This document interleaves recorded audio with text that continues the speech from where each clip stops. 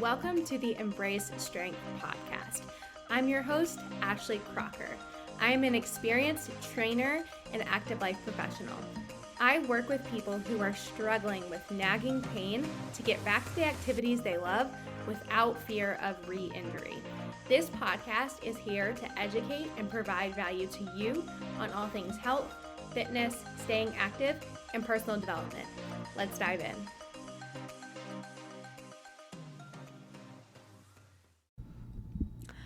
Hello and welcome to today's Feisty Friday episode. So today in this series of things I stopped worrying about as I became a better coach, I am chatting about dropping the need to entertain my clients with their workouts.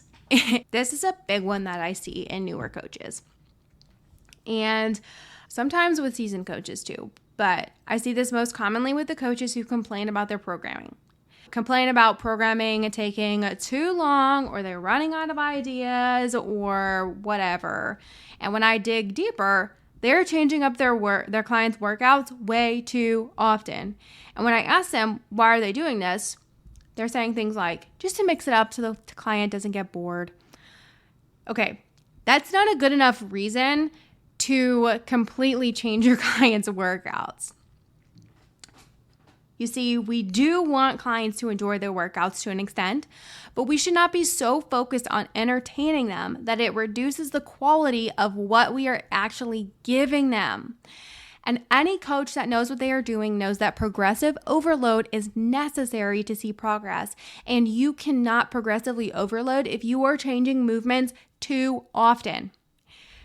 So instead of worrying about entertaining your clients with their workouts, shift your mindset to how can I program this in a way that's effective and that the client enjoys. Now, here is an example for you guys.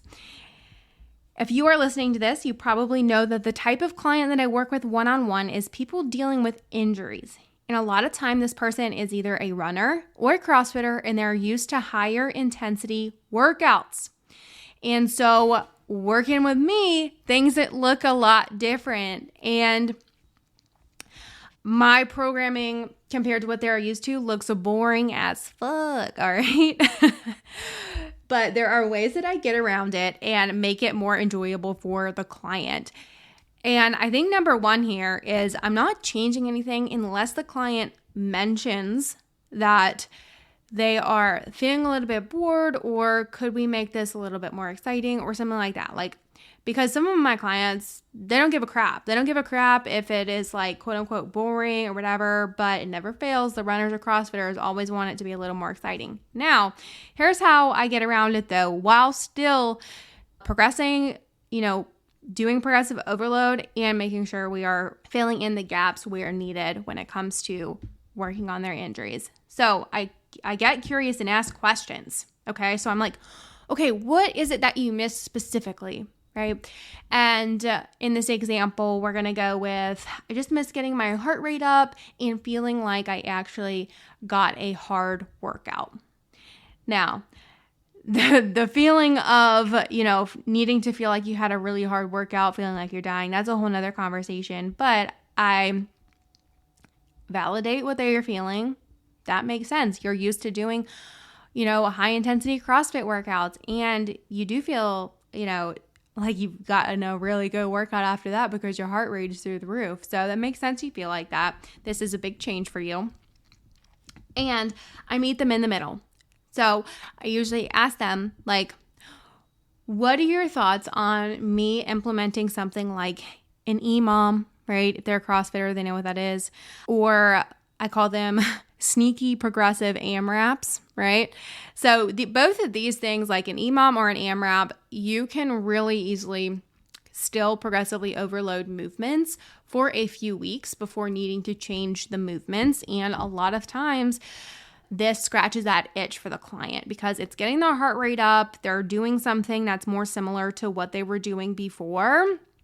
And it usually scratches that itch for them. And I just put this in there, like fit it into their programming once a week. And usually they're like, yeah, that's super helpful. I'm really enjoying that.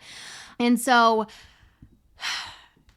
like I was saying, you can still keep the same movements for several weeks, still progressively overload it before needing to change it. You can also manipulate the length of time they're going for and things like that. But it's like, be more creative. You have the ability as a coach to be more creative and find solutions to things that your client is telling you. You do not have to scrap the whole thing and let your client run the show just because they said they were bored.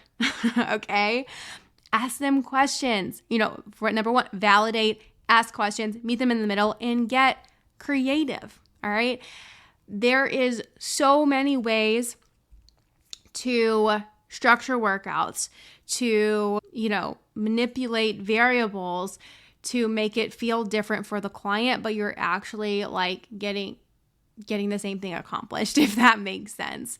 And that's one of the things I love about training people and fitness and programming, is because there are so many options, right? Like, there are so many options, and you have the ability to, structure things however you want.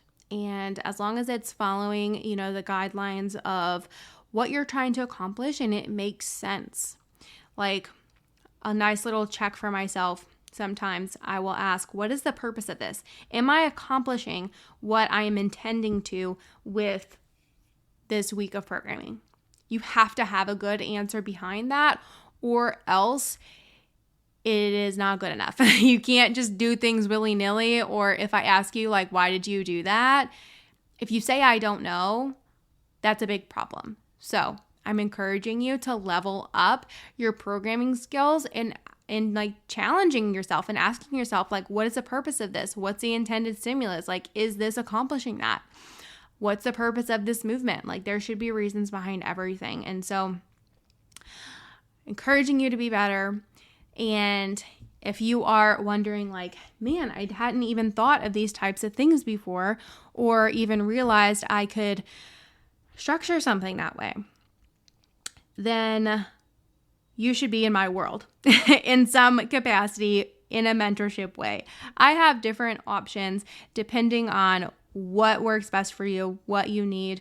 Since we're specifically talking about programming stuff, I have something called the programming membership, where we have group calls twice a month, and the coaches submit one case study before the call, and I talk through these case studies in a group setting. And this space is really awesome because we have dedicated time to talk about client case studies. A lot of time, coaches don't have that. And so this is a space where you can get feedback from me and from other people on a client case study you want second eyes on, or something that you might be stumped with. This is a really cool space for that. And it is only $97 a month. And I just love this space so much. And I am going to cap it at a point because I want to keep it small. But if you're somebody who needs help with specifically programming and you don't feel like one-on-one mentorship is a good move for you right now, this is a great place to start to get some level of support. So if you're interested in joining that, you can DM me on Instagram, TPM, or just say programming membership, and we can chat about that. Right? And so it's the 2 group calls a month. And also we have a group platform where you can post questions in between calls if things come up. Alrighty. I hope that this was valuable for you, and thanks for spending the time with me, and I will talk to you next week.